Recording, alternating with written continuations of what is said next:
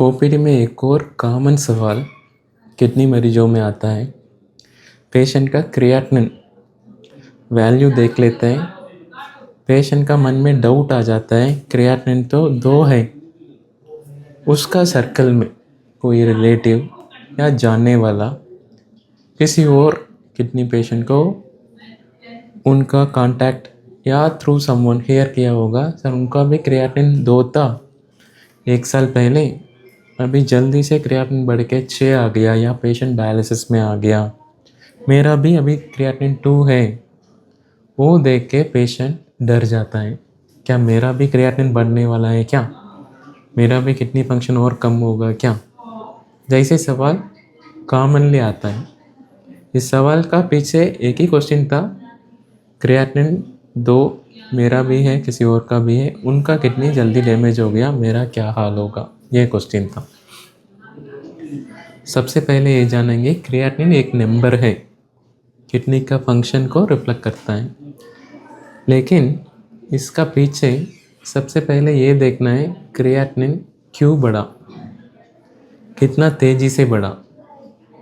For example, अगर किसी patient को क्रिएटिनिन 1 से 2 एक हफ्ते के अंदर बढ़ गया, उस सिचुएशन में ट्रीटमेंट शुरू करके वापस 1 भी हो सकता है।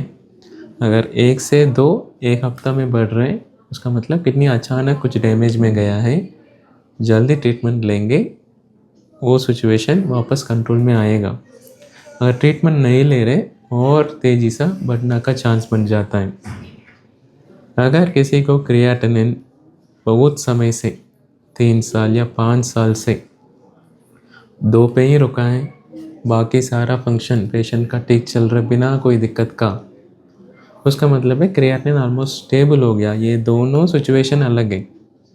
ये किडनी अचानक काम कम कर दिया है, लेकिन इस साइड पे लंबा समय से क्रिएटिनिन स्टेबल हो गया, मतलब किडनी का काम स्टेबल हो गया।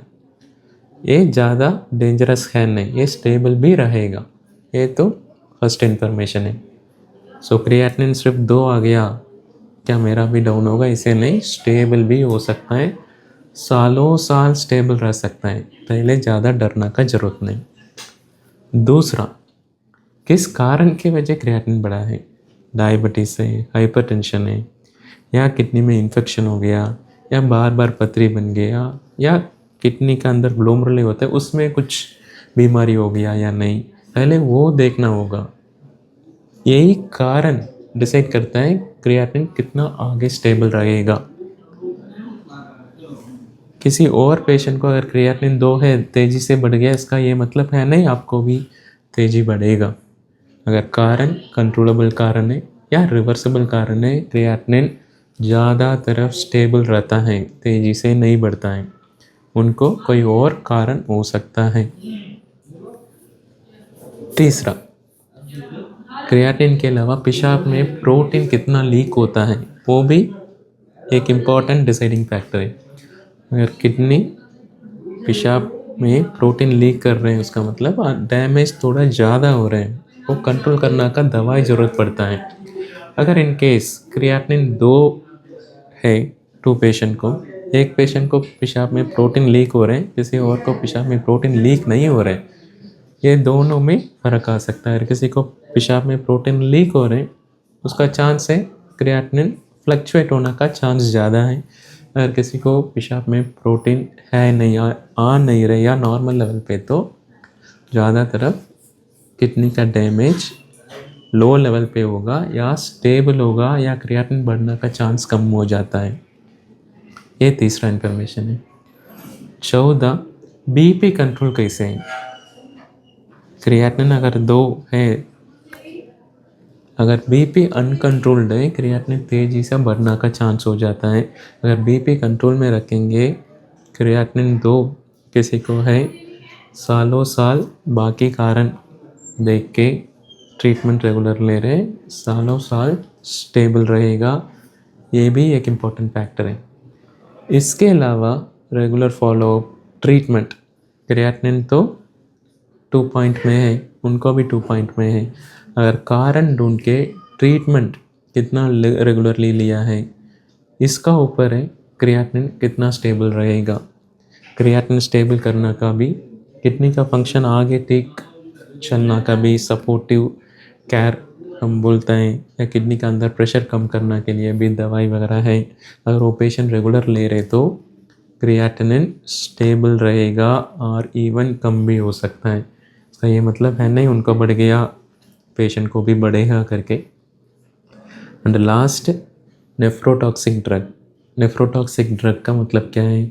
कोई भी दवाई किडनी का नुकसान देने वाला मार्केट में बहुत अनरेगुलेटेड मतलब कोई भी गाइडलाइन या कोई भी रेगुलेटरी बॉडी है नहीं, मेडिकल दुकान में मिल जाता है। मेडिकल दुकान छोड़ के जनरल दुकान भी आजकल मिलना शुरू हो गया। उसके अंदर हेवी मेटल होता है, बिना कोई डॉक्टर एडवाइस का, बिना कोई गाइडलाइन या गवर्नमेंट अप्रूवल के वजह सिर्फ ये लिखता है किडनी बचा लो, कुछ भी उसका नाम रख के मार्केट में मिल जाता है। अगर अनमॉनिटर्ड बहुत ज़्यादा क्वांटिटी में किडनी का नुकसान देने वाला दवाई लिया है तो क्रिएटिनिन तेज़ी से बढ़ेगा। अगर इन केस पेशेंट का पानी कितना रिक्वायरमेंट है, डाइट कितना रिक्वायरमेंट है, ये सारा मॉनिटर किया नहीं या किडनी हेल्थ को अफेक्ट करने के लेवल पे लिया है तो स्पेशली सॉल्ट, नमक ज़्यादा क्वांटिटी में लिया है तो वो भी अफेक्ट करेगा। इतना सारा पैरामीटर है। ये क्वेश्चन उनका क्रिएटिनिन बढ़ गया, मेरा भी बढ़ेगा क्या, इसका रिलेटेड इन्फॉर्मेशन है, इसलिए वो किसी और को देख के डरने का ज़रूरत नहीं। एक एक बॉडी अलग है, ये सारा हमने डिस्कशन किया था। इसके अलावा पेशेंट खुद का body and muscle mass, male female दोनों को रिस्पॉन्स अलग हो सकता है। इंडिविजुअल बॉडी का रिस्पॉन्स अलग हो सकता है। किसी और का कंपैरिजन में ये बिल्कुल क्रिएटिनिन बढ़ेगा जैसे सोच के डरना का ज़रूरत है नहीं। आजकल न्यू मेडिकेशंस आ रहे हैं क्रिएटिनिन स्टेबल करना का भी, किडनी फंक्शन मेंटेन स्टेबल करके आगे सालों साल स्टेबल रखना का भी मेडिकेशंस आ चुका है, ऑलरेडी मार्केट में यूज़ हो रहे हैं। आप नेफ्रोलॉजिस्ट को दिखा के रेगुलर फॉलोअप या कारण ढूंढ के कितना भी पैरामीटर इन्फॉर्मेशन दिया था उसी हिसाब से आप फॉलो करोगे, क्रिएटिनिन स्टेबल रहेगा। कोई डरना का इस सिचुएशन में कंपेयर करके डरना का कोई मतलब है नहीं। उनका ट्रेजेक्टरी ऐसे है, मेरा भी ऐसे होगा, ऐसे कभी नहीं। आप ट्रीटमेंट रेगुलर ले लेना, बीपी कंट्रोल कर लेना। आगे कोई भी डाउट है तो कमेंट में लिख देना, नेक्स्ट वीडियो में देखेंगे। नमस्कार।